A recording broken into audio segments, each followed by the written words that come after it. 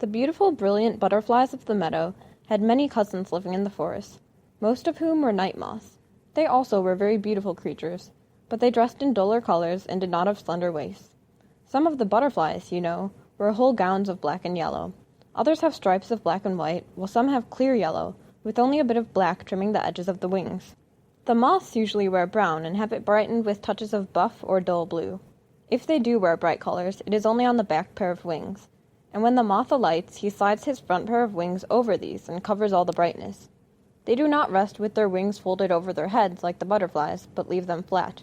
All the day long, when the sun is shining, the moths have to rest on trees and dead leaves. If they were dressed in yellow or red, any passing bird would see them, and there is no telling what might happen. As it is, their brown wings are so nearly the color of dead leaves or bark that you might often look right at them without seeing them. Yet, even among moths, there are some more brightly colored than others, and when you find part of the family quietly dressed, you can know it is because they have to lay the eggs.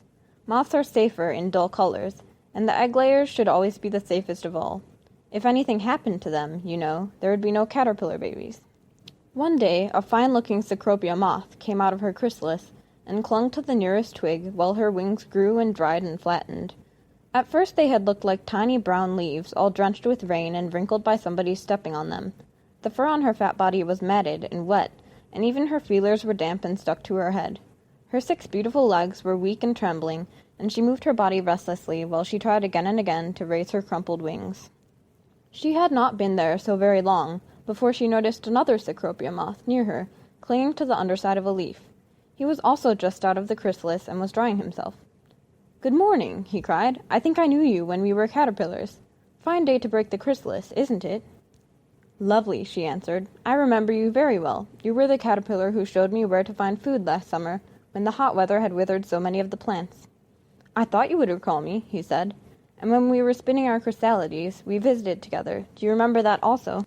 Miss Cecropia did. She had been thinking of that when she first spoke, but she hoped he had forgotten. To tell the truth, he had been rather fond of her the fall before, and she, thinking him the handsomest caterpillar of her acquaintance, had smiled upon him and suggested that they spin their cocoons near each other. During the long winter she had regretted this. I was very foolish, she thought, to encourage him. When I get my wings, I may meet people who are better off than he. Now I shall have to be polite to him for the sake of old friendship. I only hope that he will make other acquaintances and leave me free. I must get into the best society. All this time her neighbor was thinking, I am so glad to see her again. So glad, so glad.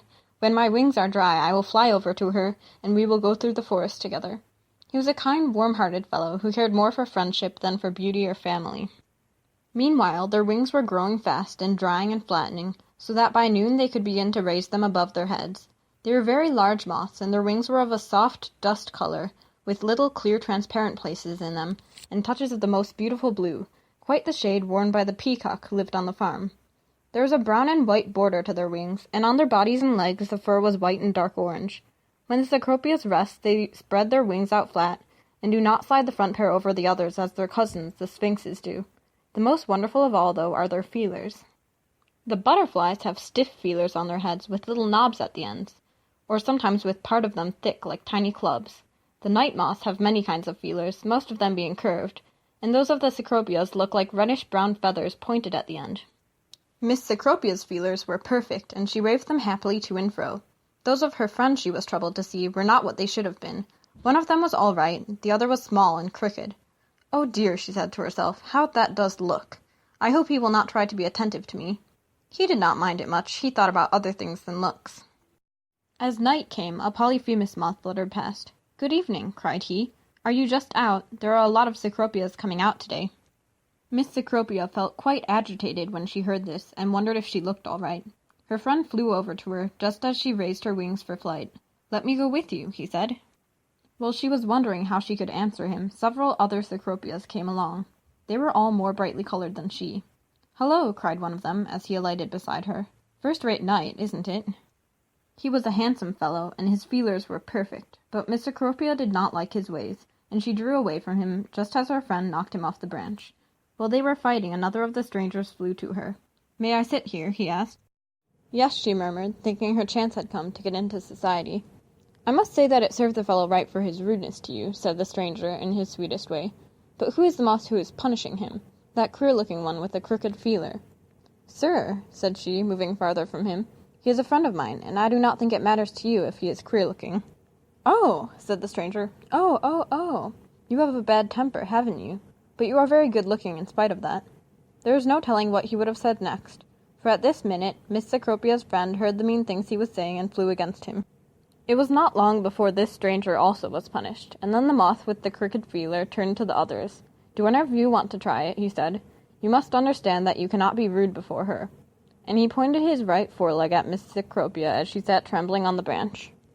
"Her!" they cried mockingly as they flew away. "There are prettier moths than she. We don't care anything for her." Miss Cecropia's friend would have gone after them to punish them for this impoliteness, but she clung to him and begged him not to. "You will be killed, I know you will," she sobbed, "and then what will become of me?" "Would you miss me?" he asked, as he felt one of his wings, now broken and bare. "Yes," she cried, "you are the best friend I have. Please don't go." "But I am such a homely fellow," he said. "I don't see how you can like me since I broke my wing." "Well, I do like you," she said. "Your wing isn't much broken after all, and I like your crooked feeler. It is so different from anybody else's." Miss Cecropia looked very happy as she spoke, and she quite forgot how she once decided to go away from him. There are some people, you know, who can change their minds in such a sweet and easy way that we almost love them the better for it. One certainly could love Miss Cecropia for this, because it showed that she had learned to care more for a warm heart and courage than for whole wings and straight feelers. Mr. Cecropia did not live long after this, unfortunately, but they were very, very happy together, and she often said to her friends as she laid her eggs in the best places, "I only hope that when my caterpillar babies are grown and have come out of their chrysalides, they may be as good and as brave as their father was."